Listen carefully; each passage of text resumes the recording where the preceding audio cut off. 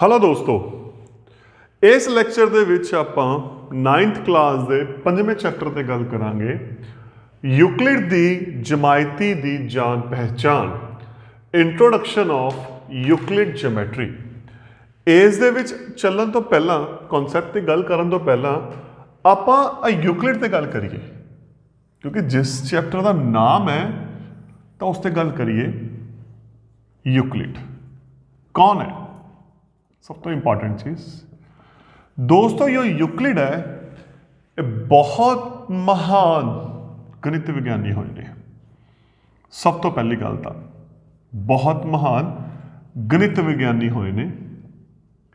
जिमें नाम दस रहा जमायती, तो यह जमायती दे रचनहार ने। इन्हां नूं जमायती दा पितामह कहा जाता है, फादर ऑफ जियोमैट्री। तुसी छोटियां क्लासां जिहड़ी भी जियोमैट्री की गल की है, आपां बिंदु की गल की है, रेखा की गल की है, रेखाखंड की गल की है, तिकोना बारे गल की है, वो सारी इन्हां दी देन है। इन्हां ने की कीता सी, इन्हां दे तो क्योंकि पहली गल है किस देश दे सी, आपां उहदे भी गल करदे यूनान देश दे। ग्रीक, ये ग्रीक सी, यूनान देश दे। इन्हां तो पहला थेल्स ने जो बहुत महान मैथ विज्ञानी होए ने, उन्होंने भी काफ़ी स्टडी की मिस्र दे विच, होर विज्ञानियों ने की। इन्हां दी सब तो जो इंपॉर्टेंट चीज़ सी, इन्हां ने की कीता सी, आपदे समय तो पहला जिहड़ियां भी जियोमैट्री दे विच खोजां होईयां सी, उन्हां सारियां नूं ते आपदियां खोजां नूं इकट्ठा करके तरतीबवार करके एक किताब दे विच संगठित करता। ते वो जिहड़ी बुक का नाम सी, वो एलीमेंट्स सी। एलीमेंट्स उस बुक का नाम है।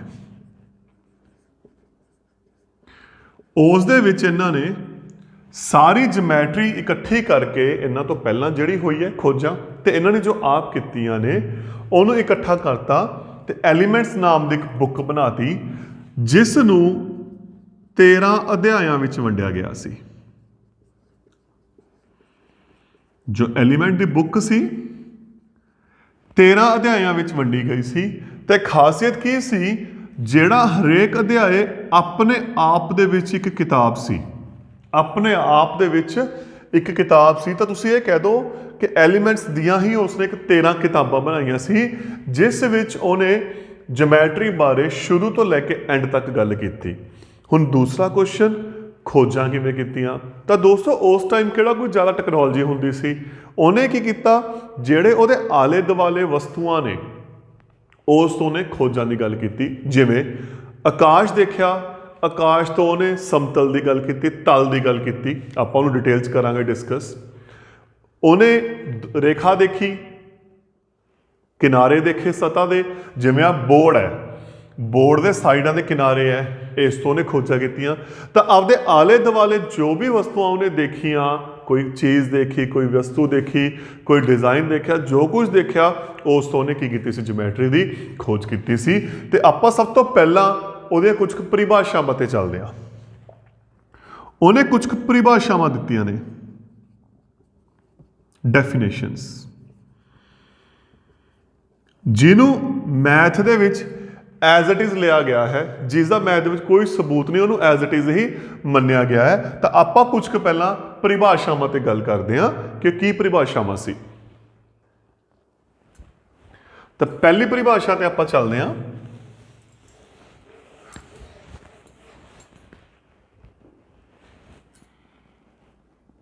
परिभाषावां, डेफिनेशंस। तो जिहड़ी उन्होंने पहली परिभाषा दी सी दोस्तों, वो बिंदु की दी सी, पॉइंट की, बिंदु की। आपां 5वीं क्लास तो बिंदु बारे गल करते आ रहे हैं। तो उन्हें बिंदु की गल दी सी। तो उन्हें की कहा सी, बिंदु ओह शक्ल है या चित्र है जिस दा कोई भाग नहीं हुंदा। It has no part. बिंदु का कोई भाग नहीं। तो यह परिभाषा एज इट इज़ ही मन्निया गया है। फर्क की पै गया, उस टाइम उसने आ लिखिया सी, पर अज के टाइम च आपां लंबाई चौड़ाई उचाई तीन दिशावां के हिसाब नाल चलदे हां, क्योंकि उस टाइम दिशा बारे लंबाई चौड़ाई बारे नहीं पता सी। तो उन्हें लिखता बिंदु का कोई भाग नहीं हुंदा। इसदा मतलब की है, बिंदु अपने आप च इन्ना क छोटा है कि इनू आपां मिन नहीं सकते किसी पास्यों, ते ना ये हिस्से कर सकते भी वो इन्ना क ज़्यादा सूक्ष्म है, छोटा है, स्मॉल है। पर अज के हिसाब नाल जे गल करिए, देखो अज आपां की परिभाषा ली है, बिंदु वो शक्ल या चित्र है जिस दी ना लंबाई है,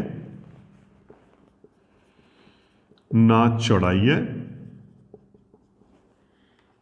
अते ना ही उचाई है। तो जे ध्यान नाल दोहां दा मतलब समझा जाए, गल इको ही है। ये की कहते हैं, ये भी यही कहा, ना तो इनू आपां लंबा मिन सकते हैं, ना चौड़ा देख सकते हैं, ना उच्चा। तो असल दे विच आपां इहदा माप नहीं लै सकते। तो उसने की कहा सी यूक्लिड ने, कहते बिंदु वो है जिसका कोई भाग नहीं हुंदा। तो यह होगी उसकी पहली परिभाषा पॉइंट बारे। तो ये मैं नाल कोशिश कर रहा अज की परिभाषा भी लिख रहा ताकि थोनू क्लीयर हो जाए। दूसरी उन्हें गल लिखी सी रेखा ते, लाइन ते। नाम तुसी सारे ने लाइन का सुनिया होया है। लाइन की सी? रेखा चौड़ाई रहित लंबाई होंदी है। यह यूक्लिड ने परिभाषा दी सी कि रेखा की है, यदि चौड़ाई नहीं होंदी, सिर्फ ये लंबी होंदी है। ते आपां की गल करते हैं अज दे टाइम च, रेखा नू या रेखा वो चित्र है जिस नू दोनों पासे वधाया जा सकता है, विच एक्सटेंड्स इन बोथ डायरैक्शन। हुण इत्थे की कहता, देखो उन्हें थोड़ा सा होर क्लीयर करता, वो की कहता भी ये चौड़ी नहीं, ये लंबी है सिर्फ, है ना। पर इत्थे आपां जो गल करते हैं, आपां की गल की दोहां पासे वधाया गया है। तो प्रैक्टिकली देखा जाए दोहां ते जिहड़ा मतलब है सेम है। नंबर 3 जो आपां गल की है, एक रेखा दे सिरे बिंदु होंदे हन, मतलब a line has and points. इत्थे किते ना किते आपां कह सकते, क्योंकि यूक्लिड तो बाद जो मॉडर्न मैथमेटिशियन आए, आधुनिक मैथ विग्यानी आए, आपां उत्थे लाइन सैगमेंट ते गल की है, रेखाखंड ते गल की है जिहदे दो बिंदु होंदे हन। ते इन्हां ने की कहा सी, कहंदे एक रेखा दे सिरे ते दो बिंदु होंदे ने, दो बिंदु। ये जिहड़ा कॉन्सैप्ट है अपना, ये उस टाइम का है। अज के टाइम आपां की कर रहे हैं, रेखा ते रेखाखंड दो अलग अलग गल्लां कर रहे हैं। पर उस टाइम इस बारे कोई गल नहीं हुई सी, सीधी रेखा ते गल चल रही सी। तो यह सी उसकी तीसरी परिभाषा। चौथी परिभाषा की कहती है, एक सीधी रेखा अजिही है, एक स्ट्रेट सीधी रेखा अजिही है जो खुद दे बिंदुआं ते निर्धारित होंदी है या ते पद्धरे रूप नाल स्थित है। हुण इसदा की मतलब है, देखो ये कहंदे बिंदु ने, आपां बिंदु लिख ले पद्धरे रूप च फ्लैट, कहंदे रेखा उहदे उपर है। तो इस दे कहने का मतलब की हो गया, रेखा उपर अनंत या अनगिनत बिंदु हैं। ਇਹਦਾ मतलब ये लाइन होगी। तो आपां इस चीज़ बारे डिटेल से तुसी 9वीं क्लास के तीसरे चैप्टर च भी इसकी गल की है, चौथे चैप्टर के भी कि एक रेखा ते अनंत बिंदु होंदे हैं। तो उन्होंने की कहा सी, कहते एक सीधी रेखा अजिही है जो खुद के बिंदुआं ते पद्धरे रूप नाल, पद्धरे मतलब बिल्कुल स्ट्रेट पासे दे नाल स्थित होंदी है। तो चौथी जो परिभाषा उन्होंने दी सी, सरफेस की दी सी। चौथी सरफेस, सतह ते, जो अगली परिभाषा दी है, जो सतह होंदी है इस दी लंबाई ते चौड़ाई होंदी है। हुण दोस्तों इत्थे एक बड़ी इंटरस्टिंग गल है, यूक्लिड ने जो सतह बारे पता किया उन्होंने आकाश नूं देख के पता किया, जो नाम दिता आकाश नूं, आसमान नूं देख के दिता कि आसमान लंबा भी है चौड़ा भी है ना। जो आसमान है, आसमान एक सतह का काम कर रहा है। तो हुण जे आपां दी प्रैक्टिकल लाइफ च देखिए, बोर्ड एक सतह है, ये लंबी भी है चौड़ी भी है, तो इहनूं आपां किद्दां भी वधा सकते हैं, क्योंकि बोर्ड अपने कोल फिक्स है। बोर्ड ते आपां जे मान लो नहीं लिखना, आपां कंध लै सकते हैं, कंध नूं होर वड्डा कर सकते हैं, तो अपने ते हुंदा सतह की हुंदी है जिस दी लंबाई अते चौड़ाई हुंदियां ने, वो की हुंदी है सतह हुंदी। अगली जो उसने गल की है, की है, कहंदे सतह दे किनारे हुंदे हन एच। आ सतह है बोर्ड, तुहाडी कापी एक सतह है, ਉਹਦੇ ਸਾਈਡਾਂ ਤੇ ਕੀ ਹੁੰਦੇ ਨੇ किनारे, है ना, ਹੁੰਦੇ ਆ ना। आ डस्टर ਲੈ ਰਿਹਾ मैं, डस्टर ਦਾ सिर्फ आ हिस्सा ਕੱਲਾ ਉੱਪਰਲਾ ਹਿੱਸਾ ਸਤਹ ਹੈ, ਤਾਂ ਇਹਦੇ ਸਾਈਡਾਂ ਤੇ ਕੀ ਹੋ ਗਏ किनारे ਹੋ ਗਏ। ਤਾਂ ਜਿਹੜੇ ਉੱਪਰਲੇ ਹਿੱਸੇ ਦੀ ਆਪਾਂ ਗੱਲ ਕਰਦੇ ਆ, ਜਿਸ ਦੀ ਲੰਬਾਈ ਤੇ ਸਿਰਫ ਚੌੜਾਈ ਹੁੰਦੀ ਹੈ, ਉਹ ਕੀ ਹੁੰਦੀ ਹੈ ਸਤਹ ਹੁੰਦੀ ਹੈ, ਜਿਸ ਦੇ किनारे ਹੁੰਦੇ ਹਨ, ਰੇਖਾਵਾਂ ਹੁੰਦੀਆਂ ਹਨ, ਤੁਸੀਂ ਇਹ ਕਹਿ ਸਕਦੇ ਹੋ। ਤਾਂ ਜੋ ਇੱਥੋਂ ਤੱਕ ਯੂਕਲਿਡ ਨੇ ਕਿਹਾ ਉਹ ਆਪਣੇ ਉਹੀ ਪਰਿਭਾਸ਼ਾਵਾਂ ਨੇ ਜੋ ਆਪਾਂ ਕਰਦੇ ਆ ਰਹੇ ਹਾਂ, ਬਿੰਦੂ, ਰੇਖਾ ਤੇ ਸਤਹ। ਤੇ ਤੁਸੀਂ ਦੇਖਿਆ ਹੋਊਗਾ ਇਹ ਤਿੰਨੋਂ ਪਰਿਭਾਸ਼ਾ ਅੱਜ ਦੇ ਟਾਈਮ ਵੀ ਹੁਣ ਵੀ ਇਹੀ ਪਰਿਭਾਸ਼ਾਵਾਂ ਚੱਲ ਰਹੀਆਂ, ਤੇ ਉਸ ਟਾਈਮ ਵੀ ਇਹ ਪਰਿਭਾਸ਼ਾਵਾਂ ਚੱਲ ਰਹੀ ਸੀ, ਯੂਕਲਿਡ ਦਿੱਤੀਆਂ ਹੋਈਆਂ। ਕਹਿੰਦੇ ਇਹਨਾਂ ਨੂੰ ਕੋਈ ਵੀ ਹੱਲ ਕਰਨ ਦੀ ਜ਼ਰੂਰਤ ਨਹੀਂ, ਕੋਈ ਵੀ ਸਬੂਤ ਨਹੀਂ ਹੈਗਾ, ਇਹ ਐਜ਼ ਇਟ ਇਜ਼ ਹੀ ਮੰਨੀਆਂ ਜਾਂਦੀਆਂ ਨੇ, ਇਹਨਾਂ ਦੇ ਵਿੱਚ ਕੋਈ ਚੇਂਜ नहीं किया जा सकता। अगली आपां गल करिए, एक समतल सतह प्लेन सरफेस, अजिही है एक प्लेन सरफेस किहड़ा हुंदा है, ਤੁਹਾਡੀ ਕਾਪੀ ਦਾ ਉੱਪਰਲਾ ਪਾਸਾ, ਤੁਹਾਡਾ ਜੋ ਬੈਂਚ ਹੈ ਉਹਦਾ ਉੱਪਰਲਾ ਪਾਸਾ, ਤੁਹਾਡੀ ਕਿਤਾਬ ਦਾ ਉੱਪਰਲਾ ਪਾਸਾ, ਜੋ ਤੁਹਾਡਾ ਬੋਰਡ ਹੈ ਉਹਦਾ ਬਿਲਕੁਲ ਪਲੇਨ ਹੁੰਦਾ ਹੈ, ਜੋ ਖੁਦ ਤੇ ਸਿੱਧੀਆਂ ਰੇਖਾਵਾਂ ਨਾਲ ਨਿਰਧਾਰਿਤ ਹੁੰਦਾ ਹੈ। ਇਹ ਆਪਾਂ ਪਿਛਲੀ ਲਾਈਨ ਆਪਾਂ ਗੱਲ ਕੀਤੀ ਸੀ, ਜੇ ਇਸ ਤੇ ਵੀ ਉੱਥੇ ਆਪਾਂ ਗੱਲ ਕੀਤੀ ਸੀ ਲਾਈਨ ਦੀ, ਇੱਕ ਲਾਈਨ ਆਪਦੇ ਉੱਪਰ ਜਿਹੜੇ ਪੁਆਇੰਟ ਹੈ ਨਾ, ਉਸ ਦੇ ਉੱਤੇ ਨਿਰਧਾਰਿਤ ਹੁੰਦਾ ਹੈ, ਤੇ ਇਹ ਕੀ ਹੋ ਗਿਆ ਨਾਲ ਪੱਧਰ ਰੂਪ 'ਚ ਸਥਿਤ ਹੈ।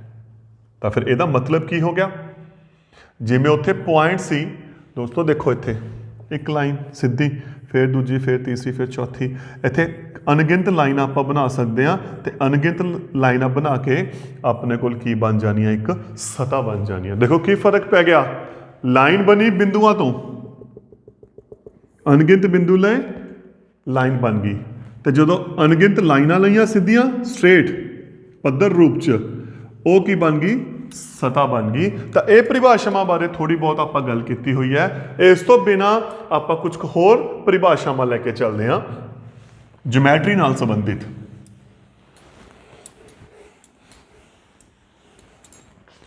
ਇਸ ਤੋਂ ਬਾਅਦ ਜੋ ਗੱਲ ਹੈ ਕਾਟਵੀਆਂ ਰੇਖਾਵਾਂ ਦੀ,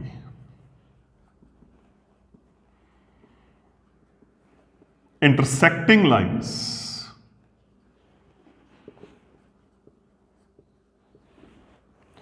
ਹੁਣ ਇਹਦੀ ਸਭ ਤੋਂ ਵੱਡੀ ਖਾਸੀਅਤ ਇਹ ਸਤਹ ਤੇ ਨੇ, ਇੱਕ ਸਮਤਲ ਸਤਹ ਤੇ ਦੋ ਰੇਖਾਵਾਂ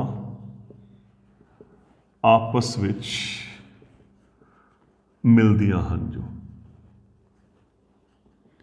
ਹੁਣ ਆਪਣੇ ਕੋਲੇ ਬੋਰਡ ਇੱਕ ਸਤਹ ਹੈ, ਦੋ ਰੇਖਾਵਾਂ ਆਪਸ ਮਿਲਦੀਆਂ ਨੇ ਜਾਂ ਕੱਟਦੀਆਂ ਨੇ, ਉਹ ਕੀ ਹੁੰਦੀਆਂ ਨੇ ਕਾਟਵੀਆਂ ਰੇਖਾਵਾਂ, ਤੇ ਜਿਸ ਬਿੰਦੂ ਤੇ ਉਹ ਕੱਟਦੀਆਂ ਨੇ ਉਸ ਨੂੰ ਬੋਲਦੇ ਨੇ ਕਾਟ ਬਿੰਦੂ। ਠੀਕ। Number 3 ਸਗਾਮੀ ਰੇਖਾਵਾਂ, ਕੌਨਕਰੰਟ lines. ਸਗਾਮੀ ਰੇਖਾਵਾਂ ਕੀ ਹੁੰਦੀਆਂ, ਸਮਤਲ ਤਲ ਤੇ ਜਾਂ ਸਤ੍ਹਾ ਤੇ ਤਿੰਨ ਜਾਂ ਵੱਧ ਰੇਖਾਵਾਂ ਇੱਕ ਬਿੰਦੂ ਤੇ ਕੱਟਣ ਜਾਂ ਮਿਲਣ। ਤਿੰਨ ਰੇਖਾਵਾਂ ਜਾਂ ਤਿੰਨ ਤੋਂ ਵੱਧ ਰੇਖਾਵਾਂ ਇੱਕ ਬਿੰਦੂ ਤੇ ਮਿਲਣ। ਦੇਖੋ ਤਿੰਨੋਂ ਰੇਖਾਵਾਂ ਇੱਕੋ ਬਿੰਦੂ ਤੇ ਮਿਲ ਰਿਹਾ ਉਹਨਾਂ ਨੂੰ ਕੀ ਬੋਲਦੇ ਆ? ਸਗਾਮੀ ਰੇਖਾਵਾਂ। ਤੇ ਜਿਹੜਾ ਉਹ ਬਿੰਦੂ ਹੁੰਦਾ ਉਹ ਕੀ ਹੁੰਦਾ? ਸਗਾਮੀ ਬਿੰਦੂ। ਇੱਥੇ ਇੱਕ ਗੱਲ ਬਿਲਕੁਲ ਧਿਆਨ 'ਚ ਰੱਖਣੀ ਹੈ ਜੋ ਆਪਣੀ ਮੇਨ ਗੱਲ ਹੈ। ਹੁਣ ਰੇਖਾਵਾਂ ਇਹ ਵੀ ਆਪਸ 'ਚ ਕੱਟ ਰਹੀਆਂ ਨੇ ਪਰ ਇੱਥੇ ਤਿੰਨੋਂ ਰੇਖਾਵਾਂ ਇੱਕ ਬਿੰਦੂ ਤੇ ਨਹੀਂ ਕੱਟ ਰਹੀਆਂ। ਆਹ ਬਿੰਦੂ ਤੇ ਦੋ ਰੇਖਾਵਾਂ ਕੱਟ ਰਹੀਆਂ, ਆਹ ਬਿੰਦੂ ਦੋ ਰੇਖਾਵਾਂ ਨੇ, ਆਹ ਬਿੰਦੂ ਦੋ, ਤਾਂ ਇਹ ਸਗਾਮੀ ਰੇਖਾਵਾਂ ਨਹੀਂ। ਸਗਾਮੀ ਦੀ ਖਾਸੀਅਤ ਕੀ ਹੈ? ਤਿੰਨੋਂ ਜਾਂ ਤਿੰਨ ਤੋਂ ਵੱਧ ਰੇਖਾਵਾਂ ਇੱਕ ਬਿੰਦੂ ਵਿੱਚ ਦੇ ਨਿਕਲਣ, ਇੱਕੋ ਬਿੰਦੂ ਦੇ ਵਿੱਚੋਂ ਕ੍ਰਾਸ ਹੋਣ, ਉਹ ਹੁੰਦੀਆਂ ਨੇ ਸਗਾਮੀ ਰੇਖਾਵਾਂ। ਹੁਣ ਆਪਾਂ ਅੱਗੇ ਗੱਲ ਕਰਦੇ ਹਾਂ, ਇਹ ਤਾਂ ਸੀ ਰੇਖਾਵਾਂ ਤੇ। ਹੁਣ ਆਪਾਂ ਸਮਰੇਖੀ ਬਿੰਦੂ, ਕੋਲੀਨੀਅਰ ਪੁਆਇੰਟਸ, ਜਿਸ ਬਾਰੇ ਯੂਕਲਿਡ ਨੇ ਕਿਹਾ ਸਮਰੇਖੀ ਬਿੰਦੂ, ਕੋਲੀਨੀਅਰ ਪੁਆਇੰਟਸ। ਯੂਕਲਿਡ ਨੇ ਆਪਣੀ ਪਰਿਭਾਸ਼ਾ ਦੇਖੋ ਕੀ ਗੱਲ ਕੀਤੀ ਸੀ ਚੌਥੀ ਪਰਿਭਾਸ਼ਾ ਦੇ ਵਿੱਚ ਕਿ ਬਿੰਦੂਆਂ ਨੂੰ ਸਿੱਧੇ ਪੱਧਰੇ ਰੂਪ 'ਚ ਲਗਾ ਕੇ ਇੱਕ ਰੇਖਾ ਨਿਰਧਾਰਿਤ ਹੁੰਦੀ ਹੈ। ਆਪਾਂ ਇਹ ਗੱਲ ਕੀਤੀ ਸੀ ਨਾ। ਤਾਂ ਇਹਦਾ ਮਤਲਬ ਦੇਖੋ ਇੱਕ ਪੁਆਇੰਟ ਇੱਥੇ ਇਹ ਵੀ ਬਣ ਗਿਆ, ਇੱਕ ਰੇਖਾ ਤੇ ਅਨੰਤ ਬਿੰਦੂ ਹੁੰਦੇ ਹਨ। ਨੰਬਰ 1 ਜੋ ਸਭ ਤੋਂ ਵੱਡਾ ਪੁਆਇੰਟ ਬਣ ਗਿਆ। ਨੰਬਰ 2 ਜੋ ਸਭ ਤੋਂ ਇੰਪੋਰਟੈਂਟ ਹੈ, ਦੋ ਬਿੰਦੂਆਂ ਵਿੱਚੋਂ, ਕਿਉਂਕਿ ਯੂਕਲਿਡ 'ਚ ਕੀ ਲਿਖਿਆ ਗਿਆ ਸੀ ਦੂਜੀ ਪਰਿਭਾਸ਼ਾ ਦੇ ਵਿੱਚ? ਕੀ ਲਿਖਿਆ ਗਿਆ ਸੀ? ਇੱਕ ਰੇਖਾ ਦੇ ਅੰਤ ਬਿੰਦੂ ਹੁੰਦੇ ਹਨ, ਹੈ ਨਾ। ਤਾਂ ਦੋ ਬਿੰਦੂਆਂ ਨੂੰ ਤੋਂ ਇੱਕ ਰੇਖਾ ਲੱਗਦੀ ਹੈ। ਇਹ ਬਹੁਤ ਇੰਪੋਰਟੈਂਟ ਚੀਜ਼ ਹੈ ਇੱਥੇ। ਅਗਰ ਮੈਂ ਦੋ ਬਿੰਦੂ ਲੈ ਲਏ ਤਾਂ ਇੱਥੇ ਦੇਖੋ ਇਹਨੂੰ ਆਪਾਂ ਬਿਲਕੁਲ ਸਿੱਧਾ ਪੱਧਰੇ ਰੂਪ 'ਚ, ਜੋ ਯੂਕਲਿਡ ਨੇ ਸ਼ਬਦ ਵਰਤਿਆ ਪੱਧਰੇ ਰੂਪ 'ਚ ਆਪਾਂ ਗੱਲ ਕਰਦੇ ਹਾਂ, ਪੱਧਰੇ ਰੂਪ 'ਚ ਮਿਲਾਇਆ ਗਿਆ। ਹੋ ਸਕਦਾ ਤੁਹਾਡੇ 'ਚੋਂ ਕੋਈ ਐਂ ਮਿਲਾ ਦੇ, ਕੋਈ ਐਂ ਮਿਲਾ ਦੇ, ਪਰ ਜੇ ਧਿਆਨ ਨਾਲ ਦੇਖਿਆ ਜਾਵੇ ਇਹ ਦੋਨੇ ਪੱਧਰੇ ਰੂਪ 'ਚ ਨਹੀਂ ਹੈਗੇ, ਇਹ ਦੋਨੇ ਹੈਗੇ ਨੇ ਵਕਰ ਰੂਪ। ਪੱਧਰੇ ਰੂਪ 'ਚ ਯੂਕਲਿਡ ਨੇ ਕੀ ਲਿਆ? ਬਿਲਕੁਲ ਸਟ੍ਰੇਟ, ਸਿੱਧਾ, ਬਿਲਕੁਲ ਸਿੱਧੇ ਰੂਪ 'ਚ, ਗੋਲਾਕਾਰ ਸ਼ੇਪ 'ਚ ਨਹੀਂ, ਚਾਪ ਸ਼ੇਪ ਦੇ ਵਿੱਚ ਨਹੀਂ ਹੋਣੇ, ਕਿਉਂਕਿ ਯੂਕਲਿਡ ਨੇ ਸਪੈਸ਼ਲ ਪੱਧਰੇ ਰੂਪ ਤੇ ਫੋਕਸ ਕੀਤਾ ਹੋਇਆ। ਤਾਂ ਪੱਧਰਾ ਰੂਪ ਜੋ ਆਪਾਂ ਗੱਲ ਕਰਦੇ ਹਾਂ ਅੱਜ ਦੇ ਟਾਈਮ ਦੇ ਵਿੱਚ, ਅੱਜ ਦੀਆਂ ਪਰਿਭਾਸ਼ਾਵਾਂ ਦੇ ਅਕੋਰਡਿੰਗ ਬਿਲਕੁਲ ਸਿੱਧਾ ਰੂਪ ਹੋਣਾ ਚਾਹੀਦਾ, ਸਿੱਧੇ ਰੇਖਾ ਦੇ ਰੂਪ 'ਚ ਹੋਣਾ ਚਾਹੀਦਾ। ਤਾਂ ਉਹਦੇ ਜੋ ਹਿਸਾਬ ਨਾਲ ਕੁਐਸਚਨ ਕੀ ਬਣਿਆ? ਦੋ ਬਿੰਦੂਆਂ ਤੋਂ ਇੱਕ ਰੇਖਾ ਲੰਘਦੀ ਹੈ। ਹੁਣ ਕੁਐਸਚਨ ਆ ਗਿਆ ਸਮਰੇਖੀ ਬਿੰਦੂ ਕਿਹੜੇ ਹੁੰਦੇ ਨੇ? ਤਾਂ ਸਮਰੇਖੀ ਬਿੰਦੂ ਹੁੰਦੇ ਨੇ ਤਿੰਨ ਜਾਂ ਤਿੰਨ ਤੋਂ ਵੱਧ ਬਿੰਦੂ ਇੱਕ ਰੇਖਾ ਤੇ ਸਥਿਤ ਹੋਣ। ਅਗਰ ਤਿੰਨ ਜਾਂ ਤਿੰਨ ਤੋਂ ਵੱਧ ਬਿੰਦੂ ਇੱਕ ਰੇਖਾ ਤੇ ਸਥਿਤ ਹੁੰਦੇ ਨੇ, ਕਿਉਂਕਿ ਇੱਥੇ ਆਪਾਂ ਅਨੰਤ ਬਿੰਦੂਆਂ ਦੀ ਗੱਲ ਕੀਤੀ ਹੈ, ਤਾਂ ਇਹ ਸਾਰੇ ਬਿੰਦੂ ਕੀ ਨੇ? ਸਮਰੇਖੀ। ਬਸ ਸ਼ਰਤ ਕੀ ਹੈ? ਘੱਟੋ ਘੱਟ ਉੱਥੇ ਤਿੰਨ ਬਿੰਦੂ ਹੋਣੇ ਚਾਹੀਦੇ ਨੇ, ਤਾਂ ਉਹਨਾਂ ਨੂੰ ਕੀ ਬੋਲਦੇ ਨੇ? ਸਮਰੇਖੀ। ਹੁਣ ਇਹਦੇ ਬਾਅਦ ਇੱਕ ਕੁਐਸਚਨ ਬੜਾ ਵਧੀਆ ਇੱਕ ਰਾਈਜ਼ ਹੁੰਦਾ ਹੈ, ਅਸਮਰੇਖੀ। ਅਸਮਰੇਖੀ, ਨੌਨ ਕੋਲੀਨੀਅਰ। ਹੁਣ ਨੌਨ ਕੋਲੀਨੀਅਰ ਬਿੰਦੂ ਫਿਰ ਕਿਹੜੇ ਹੋ ਗਏ? ਅਗਰ ਸਮਰੇਖੀ ਤਾਂ ਕੀ ਹੋ ਗਏ? ਤਿੰਨ ਜਾਂ ਤਿੰਨ ਤੋਂ ਵੱਧ ਬਿੰਦੂ ਇੱਕ ਰੇਖਾ ਤੇ ਸਥਿਤ ਨੇ। ਤਾਂ ਨੌਨ ਕੋਲੀਨੀਅਰ ਕਿਹੜੇ ਹੋ ਗਏ? ਤਿੰਨ ਜਾਂ ਵੱਧ ਬਿੰਦੂ ਇੱਕ ਰੇਖਾ ਤੇ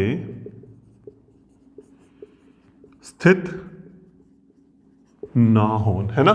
ਇਹੀ ਹੋ ਗਏ। ਉਦਾਹਰਨ ਦੇ ਤੌਰ ਤੇ ਆ ਲਓ, ਕਿਉਂਕਿ ਰੇਖਾ ਦੇ ਲਈ ਦੋ ਬਿੰਦੂ ਚਾਹੀਦੇ ਨੇ, ਦੋ ਬਿੰਦੂ ਇੱਕ ਰੇਖਾ ਤੇ ਹੋਣਗੇ, ਤੀਜਾ ਨਹੀਂ ਹੈਗਾ। ਤੇ ਜੇ ਮੈਂ ਇਹਨੂੰ ਮਿਲਾਉਂਗਾ, ਇੱਕ ਰੇਖਾ ਨਹੀਂ ਬਣਦੀ, ਪਰ ਇਹ ਇੱਕ ਕਿਹੜੀ ਸ਼ੇਪ ਬਣਦੀ ਹੈ? ਤਿਕੋਣ ਦੀ, ਹੈ ਨਾ। ਤਿਕੋਣ ਦੀ ਬਣਦੀ ਹੈ ਨਾ। ਤਾਂ ਤਿਕੋਣ ਦੀ ਇਹ ਪਰਿਭਾਸ਼ਾ ਹੀ ਹੈ ਅਸਮਰੇਖੀ ਬਿੰਦੂਆਂ ਤੋਂ ਬਣੀ ਬੰਦ ਸ਼ਕਲ। ਤਾਂ ਅਸਲ 'ਚ ਇੱਥੇ ਤਿਕੋਣ ਦੀ ਪਰਿਭਾਸ਼ਾ ਨਿਕਲਦੀ ਹੈ, ਇੱਕ ਕੀ ਨਿਕਲਦੀ ਹੈ? ਤਿੰਨ असमरेखी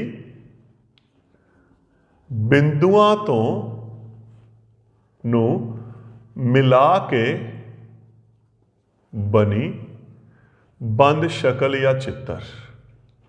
ਉਹ ਕੀ ਹੁੰਦਾ ਹੈ? ਤਿਕੋਣ ਬਣਦੀ ਹੈ। ਤਾਂ ਸਮਰੇਖੀ ਕਿਹੜੇ ਹੋ ਗਏ? ਜਿਹੜੇ ਇੱਕੋ ਰੇਖਾ ਤੇ ਹੁੰਦੇ ਆ, ਤਿੰਨ ਜਾਂ ਤਿੰਨ ਤੋਂ ਵੱਧ ਬਿੰਦੂ। ਅਸਮਰੇਖੀ ਕਿਹੜੇ ਹੋ ਗਏ? ਜਦੋਂ ਇੱਕੋ ਰੇਖਾ ਤੇ ਨਾ ਹੋਣ। ਤੇ ਅਸਮਰੇਖੀ ਤੋਂ ਕਿਹੜੀ ਸ਼ਕਲ ਬਣਦੀ ਹੈ? ਤਿਕੋਣ ਜਾਂ ਤ੍ਰਿਭੁਜ। ਤਾਂ ਇਹ ਹੋ ਗਈ ਸਮਰੇਖੀ ਦੇ ਨਾਲ ਸੰਬੰਧਿਤ ਗੱਲ। ਤੇ ਇਸ ਤੋਂ ਬਾਅਦ ਜੋ ਯੂਕਲਿਡ ਨੇ ਗੱਲ ਕੀਤੀ ਹੈ ਸਮਾਂਤਰ ਰੇਖਾਵਾਂ ਦੀ। ਆਪਾਂ ਸਮਾਂਤਰ ਰੇਖਾ ਤੇ ਪਰਿਭਾਸ਼ਾ ਕੀਤੀ ਹੋਈ ਹੈ ਸਮਾਂਤਰ ਰੇਖਾਵਾਂ, ਪੈਰਲਲ ਲਾਈਨਸ। ਆਪਾਂ ਕੀ ਪਰਿਭਾਸ਼ਾ ਕੀਤੀ ਹੈ ਨਾਰਮਲ ਭਾਸ਼ਾ ਦੇ ਵਿੱਚ? ਜੋ ਰੇਖਾਵਾਂ ਕਦੇ ਨਹੀਂ ਕੱਟਦੀਆਂ। ਅਗਰ ਆਪਾਂ ਸਿੰਪਲ ਗੱਲ ਕਹੀਏ, ਵਿਚ ਨੈਵਰ ਇੰਟਰਸੈਕਟ, ਹੈ ਨਾ। ਪਰ ਯੂਕਲਿਡ ਕੀ ਕਹਿੰਦਾ ਇੱਥੇ? ਯੂਕਲਿਡ ਕਹਿੰਦਾ ਜਦੋਂ ਰੇਖਾਵਾਂ ਨੂੰ ਇੱਕ ਰੇਖਾ ਕੱਟਦੀ ਹੈ ਤਾਂ ਜਿਹੜੇ ਅੰਦਰਲੇ ਕੋਣ ਹੈ, ਜੋ ਆਪਾਂ ਇਹਦੀ ਤੀਜੀ ਪ੍ਰੋਪਰਟੀ ਦੀ ਗੱਲ ਕੀਤੀ ਹੈ, ਆਪਾਂ 7ਵੀਂ 8ਵੀਂ ਕਲਾਸ ਤੋਂ ਸਮਾਂਤਰ ਰੇਖਾਵਾਂ ਬਾਰੇ ਗੱਲ ਕੀਤੀ ਹੈ। ਤਾਂ ਆਪਾਂ ਇੱਕ ਵਾਰ ਉਹਦੀ ਗੱਲ ਕਰਦੇ ਹਾਂ। ਕੀ ਗੱਲ ਕੀਤੀ ਹੈ? ਜਦੋਂ ਦੋ ਰੇਖਾਵਾਂ ਸਮਾਂਤਰ ਹੋਣ ਅਤੇ ਇੱਕ ਕਾਟਵੀਂ ਰੇਖਾ ਕੱਟਦੀ ਹੈ ਤਾਂ ਨੰਬਰ 1, ਪਹਿਲਾ ਪੁਆਇੰਟ ਆਪਾਂ ਕੀ ਕੀਤਾ ਹੋਇਆ? ਸੰਗਤ ਕੋਣ ਬਰਾਬਰ ਹੁੰਦੇ ਹਨ, ਨੰਬਰ 1। ਨੰਬਰ 2, ਇਕਾਂਤਰ ਕੋਣ ਬਰਾਬਰ ਹੁੰਦੇ ਹਨ। ਨੰਬਰ 3, ਕਾਟਵੀਂ ਰੇਖਾ ਦੇ ਇੱਕੋ ਪਾਸੇ ਦੇ ਅੰਦਰੂਨੀ ਕੋਣਾਂ ਦਾ ਜੋੜ 180 ਹੁੰਦਾ ਹੈ ਨਾ। ਆਪਾਂ 3 ਅੱਗੇ ਸ਼ਰਤਾਂ ਉਹਦੀਆਂ ਕੀਤੀਆਂ ਹੋਈਆਂ, ਰਿਜ਼ਲਟ ਕੀਤੇ ਹੋਏ ਨੇ। ਤੇ ਯੂਕਲਿਡ ਨੇ ਤੀਜੇ ਰਿਜ਼ਲਟ ਨੂੰ ਲਿਆ। ਯੂਕਲਿਡ ਨੇ ਕੀ ਕਿਹਾ? ਜੇ ਦੋ ਰੇਖਾਵਾਂ ਨੂੰ ਇੱਕ ਹੋਰ ਰੇਖਾ ਕੱਟਦੀ ਹੈ